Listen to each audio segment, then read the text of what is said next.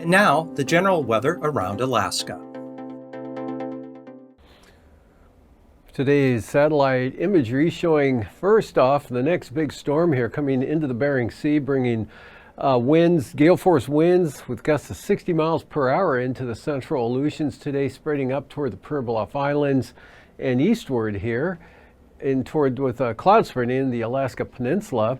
A break in advance of this system coming eastward here behind this front that brought yesterday's heavy rain and wind in across the central interior from the Arctic coast southward across south central Alaska. That pushing eastward today, and a lot of clearing taking place and drier conditions with gradually diminishing winds here across south central Alaska. This front weakening as it pushes eastward, and the area of rain becoming more showery here as it pushes in toward Yakutat, and rain extending up to the north and then back to the west over the northern interior up to the Arctic coast. And another mostly sunny day with warm temperatures over the southeast coast, and that whole pattern extends over much of northwest Canada.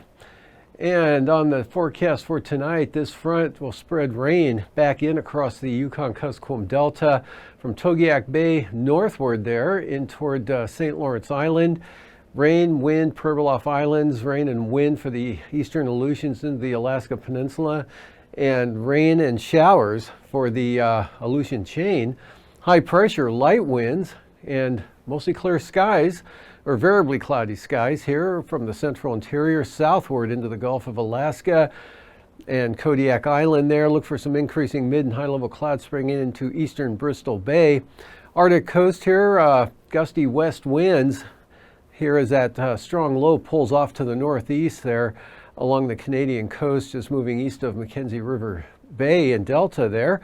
With this front continuing to weaken, may produce a few scattered light showers there from the central coast of the Panhandle up into the northern areas, possibly Juneau, Elfin Cove, and Haines could see scattered isolated light shower activity possibly tonight. Otherwise, no change down south, maybe a few more clouds moving in, but that's about it.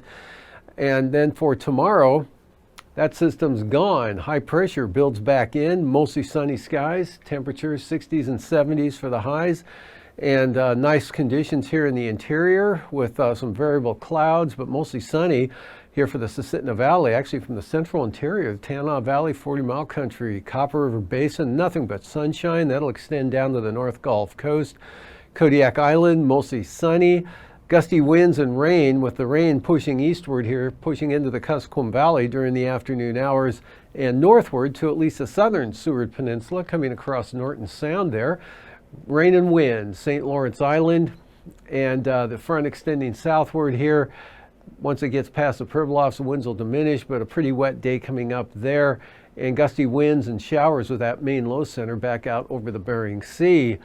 And this front doesn't move a whole lot for Sunday, just edging eastward here, keeping it wet. Again, we've got an extensive area of rain here from the eastern Aleutians, Alaska Peninsula, as you can see northward there in the green shaded area, all the way to the western Arctic coast with gusty south to southeast winds, strongest in advance of the front there. And some of that rain may spill into Kodiak Island. Also, some light rain may spill into western Cook Inlet, possibly there. Just look for an increase in the clouds here on Sunday over the mostly sunny skies tomorrow for Cook Inlet and Manus-Susitna Valley, Kenai Peninsula, but the central and eastern interior stay mostly sunny, dry, and mild from the Arctic coast southward to the North Gulf Coast.